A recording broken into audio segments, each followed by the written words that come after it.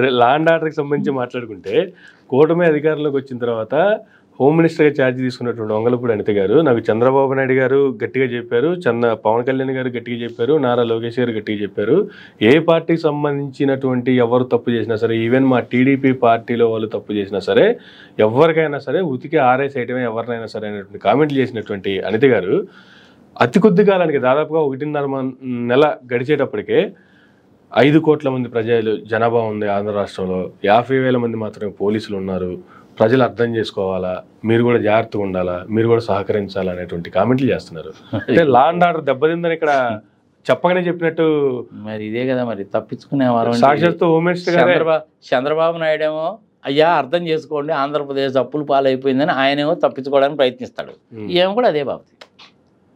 అంతకంటే ఏం లేదు. ఆంధ్రప్రదేశ్లో 50 మంది పోలీసులు ఉండాలన్న సంగతి నీకు ఇప్పుడు తెలిసిందా? ఇంతకుముందు తెలియదా నీకు?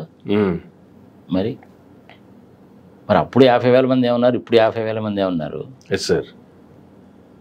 అటువంటి ఏం చేయాలి? నెంబర్ ఆఫ్ పోలీసులు సరిపోవడం లేదు కాబట్టి ఒక పర్టికులర్ రేషియో ఉంది, దాని ప్రకారం ఒక 50,000 మంది పోలీసులు రిక్రూట్ చేస్తున్నామని చెప్పు. అది చెప్పడం లేదుగా. నువ్వు చెయ్యాల్సిన పని చేయకుండా చెప్పాల్సింది చెప్పకుండా ఏదో సులువు ఒకడు మాట్లాడుతుంటాం. ఈ 2 నెలల నుంచి చూస్తున్నాను కదా. నార్మల్గా ఏంటంటే కొత్తగా గవర్నమెంట్ ఫామ్ అయినప్పుడు కనీసం మనం ఒక 6 నెలలు అన్న టైం ఇవ్వాలి. మరి వాళ్ళకి 6 నెలలు టైం కనుక ఇస్తే ఏం చేస్తారని తెలుస్తుంది. మరి 4 రోజులు ఉండి 2 నెలలు ఉండి అంటే ఎవరికైనా సరే చెప్పడం కష్టము, చెప్పినా కానీ హాస్యాస్పదంగానే ఉంటుంది. మీరు అడగకూడదు, మీరు చెప్పకూడదు, పద్ధతి కాదు అని రాజ్యాంగంలో లేదు. మళ్ళీ ఒక సాంప్రదాయం అది అంతే. కానీ ఇప్పుడు 2 నెలల్లోనే ఇంత చేటు ఎన్ని విషయాల మీద వస్తున్నాయి అనేసి అంటే వాళ్ళ చేతులారు చేసుకున్న దరిద్రం. సూపర్ 6 చెప్పినప్పుడు నీకు అది కుదిరే పని కాదన్న సంగతి తెలుసు, గెలవడానికి కోసం అని చెప్పి పచ్చబద్దాలు చెప్పావు. ఇప్పుడు బయటకు వచ్చి ప్రజలారా నన్ను రక్షించండి, మీరు అర్థం చేసుకోండి అంటావు.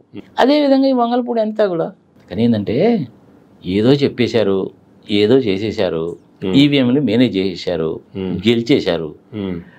దారిద్ర 5 సంవత్సరాల టైం ఉందిగా, కోర్టులో కేసు పెడతారా, ఈవీఎంల మీద కేసు పెడతారా, తేలేసరి 4 సంవత్సరాలు పట్టింది. వీళ్ళందరికీ పెద్ద గురువు గారు ఎవరంటే రామోజీరావు గారు. ఆయన మీద ఉండవల్లి అరుణ్ కుమార్ గారు పెట్టిన కేసు ఇంతవరకు తేలలేదు, ఆయన చచ్చిపోయాడు. 17 సంవత్సరాలు అయిందిగా. ఆంధ్రప్రదేశ్ విభజన సరిగా జరగలేదని 26 కేసులు సుప్రీంకోర్టులో ఉన్నాయి, 10 సంవత్సరాలు అయిపోయింది, ఇంతవరకు తేలలేదుగా. అదనమాట వాళ్ళ ధైర్యం. ఒక్కసారి ఓట్లేసి గెలిపించిన తర్వాత మనల్ని ఏం పీకుతారు, మన ఇష్టం వచ్చినట్టు చేద్దాం. కోర్టుకి వెళ్తారా, తేలేనా సత్యనా పోయి. కానీ ఎన్నిసార్లు రిపీట్ అవుతున్నా కూడా కానీ చంద్రబాబు నాయుడు గారు జనాలను ఏ విధంగా నమ్మించగలుగుతున్నారంటే ఏం చెప్తారు సార్? దాదాపుగా 20 సంవత్సరాల క్రితమే రోసే గారు చెప్పారు, చంద్రబాబు నాయుడు చేసే పనులను ఇలాగే ఉంటాయి, ఆయన చెప్పేది ఒకటి చేసేది ఒకటి, అధికారంలోకి వచ్చిన తర్వాత నా వల్ల కాదని చెప్పి చేతులు ఎత్తేస్తాడు అని చెప్పి అప్పుడు చెప్పారు. అదే మాటలు అప్పుడు జరిగినటువంటి కామెంట్ చేశారు ఆయన. ఈరోజు మళ్ళీ ప్రత్యక్షంగా మరొకసారి చూస్తూ ఉన్నాము. జీవితం మనం చేసేదంటే ఏముంది, ప్రజలు ఓట్లు వేసిన మాట వాస్తవమే. చంద్రబాబు నాయుడు ప్రజలు కూడా అంత తొందరగా నమ్మరు, ఇది కూడా వాస్తవమే. 60% వచ్చాయి, అదే చెప్తున్నా, 60% 40% వచ్చాయి, ఇది కనపడతా ఉంది. ఎన్ని రకాలుగా చూసినా గానీ నిష్పక్షపాతంగా చెప్పాలంటే మరి ఈవీఎం మిషన్లనన్నా రీప్లేస్ చేసి ఉండాలా. 20 లక్షల మిషన్లు లెక్క తేలేదు కాబట్టి ప్రోగ్రామ్స్ అన్నా వాళ్ళకి అనుకూలంగా రాసుకొని ఉండాలి. అంతేగాని ప్రజలని బ్లేమ్ చేయడానికి కూడా వీల్లేదు. ప్రజలు ఓట్లు వేసిన మాట వాస్తవమే, నేనే ప్రత్యక్ష సాక్షిని. రాత్రిపూట 10 గంటలకు కూడాను నన్ను అరుగుల మీద కూర్చోబెట్టి మహిళలు కొన్ని వేల మంది అడిగారు నన్ను ఆంధ్రప్రదేశ్ రాష్ట్ర వ్యాప్తంగా. చంద్రబాబు నాయుడు ఇచ్చిన హామీల మీద అడిగితే లెక్క చెప్పాను, మరి జగన్మోహన్ రెడ్డి డిబిటీ దాని గురించి చెప్పాను, ల్యాండ్ టైటిలింగ్ యాక్ట్ గురించి అడిగితే కూడా చెప్పాను నేను. అయినా కానీ జనాలు ఓట్లు వేశారు అంటే జనాలు అంత పిచ్చోళ్ళ కనపడుతున్నారు మీకు? జనాలు వేయలేదు బాస్ ఓట్లు. ఇప్పుడు నేను చెప్పేది కాదు, అసోసియేషన్ ఫర్ డెమోక్రసీ ఒక సంస్థ వాళ్ళు ఈ మధ్య ఇచ్చారు. స్టేట్ బ్యాంక్ ఆఫ్ ఇండియా వాళ్ళు ఆంధ్రప్రదేశ్ అప్పుల గురించి ఇచ్చారు. ఓట్ ఫర్ డెమోక్రసీ అనేటువంటి వాళ్ళు భారతదేశంలో ఎలక్షన్లు ఎట్లా జరిగాయో చెప్పారు. సరే, ఎలాన్ మాస్క్ ఏదో అన్నాడు, వదిలే. ఎలాన్ మాస్క్ అనేటువంటి అతను బిజినెస్ మ్యాన్, ఫారినర్. అతను అన్నమాట మనం పట్టించుకోవాల్సిన పని లేదు. అట్లా నువ్వు విదేశాల్లో ఉండేటువంటి వాళ్ళకి భారతదేశంలో జరిగినటువంటి ఎలక్షన్స్ మీద కామెంట్ చేసేటువంటి అవకాశం కనుక ఇచ్చావంటే రేపు వాళ్ళు మన నెత్తి మీద ఎక్కి భరతనాట్యం చేస్తారు. 77 సంవత్సరాల స్వతంత్ర భారతదేశము మొక్క చెక్కలు చేసి తలా ఒక మొక్క పంచుకుంటారు. మీలాంటి యంగ్స్టర్ జాగ్రత్తగా ఉండాలి. ఇది నేను చాలాసార్లు చెప్తున్నాను. నేను ఎలాన్ మాస్క్ అన్నది వదిలే, నీకు నాకు తగాద వస్తే నువ్వు నేను కొట్టుకుంటాము.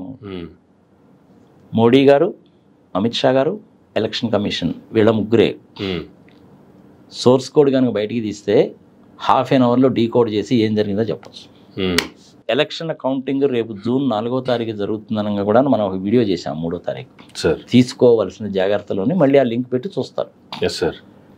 అక్కడ నువ్వు పోలింగ్ బూత్లోకి వెళ్ళినప్పుడు ప్రతిసారి కూడా నువ్వు అన్ని లింక్ పెట్టినప్పుడు నీ చేత సిగ్నేచర్ పెట్టించుకుంటారు కదా. సిగ్నేచర్ పెట్టించుకున్నప్పుడు రిజిస్టర్లో ఎంతమంది ఓట్లు వేయడానికి వచ్చారు, ఎంతమంది ఓట్లు వేశారన్న సంగతి తెలుస్తుంది. అదే ఫిగర్ అనేటువంటిది మిషన్లో ఉండాలి. నెంబర్ ఆఫ్ స్లిప్స్ కూడా అంతే రావాలి. ఇది పర్ఫెక్ట్ థింగ్.